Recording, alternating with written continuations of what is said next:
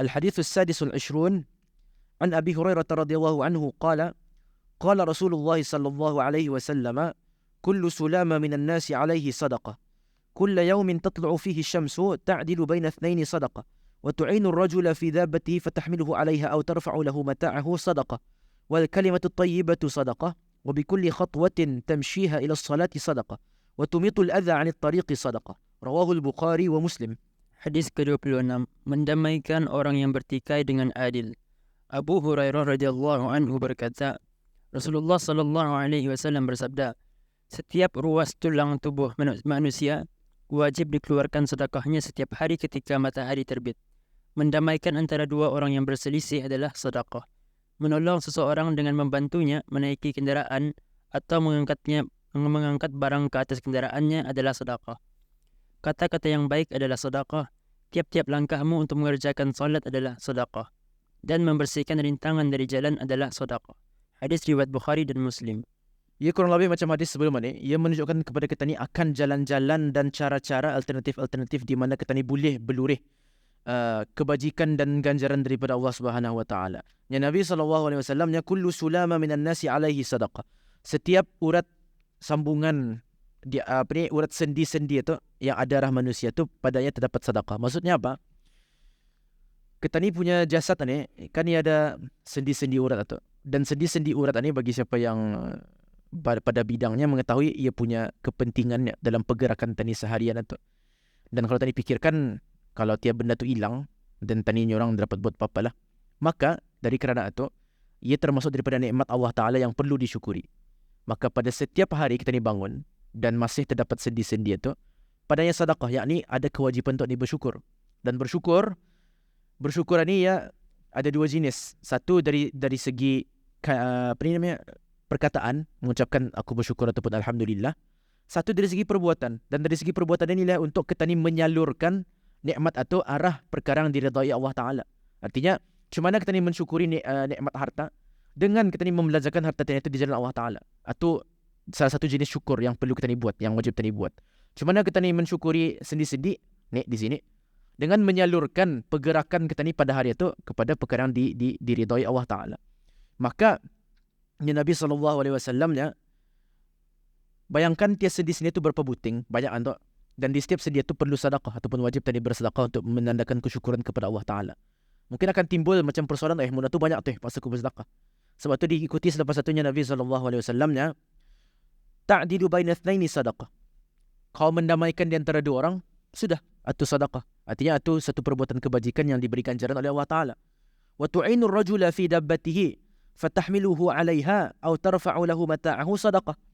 Kau menolong orang naik kenderaannya ataupun kau menolong ia mengangkat barangnya, itu pun sudah sedekah.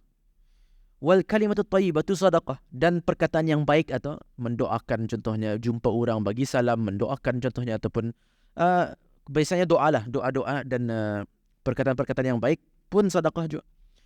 Wa bi kulli khatwatin tamshiha ila salati sadaqah, dan setiap tapak langkah kaki kita ni menuju salat itu pun sedekah juga. Wa tumitul adza 'anit tariqi sadaqah, dan malah sekadar kita ni membuang apa-apa saja adza, apa-apa saja benda yang mengacau di jalan itu, sama ada duri gitu ataupun kotoran gitu, artinya perkara-perkara yang boleh membagi ataupun mengacau pejalan kaki ataupun kenderaan pun dikira sebagai sedekah, untuk menunjukkan bahawa lagi sekali macam hadis sebelum ini sambungannya, jalan menuju kepada kebajikan dan kebaikan dan ganjaran itu sangat-sangatlah banyak. Dan ia sebenarnya menjelaskan juga hadis-hadis sebelum ini mengenai Nabi SAW antara antara nasihat li'ammatil muslimin itu ialah an yuhibba li akhihi ma yuhibbu li nafsihi. Ia mencintai bagi saudaranya apa yang ia cintai bagi dirinya.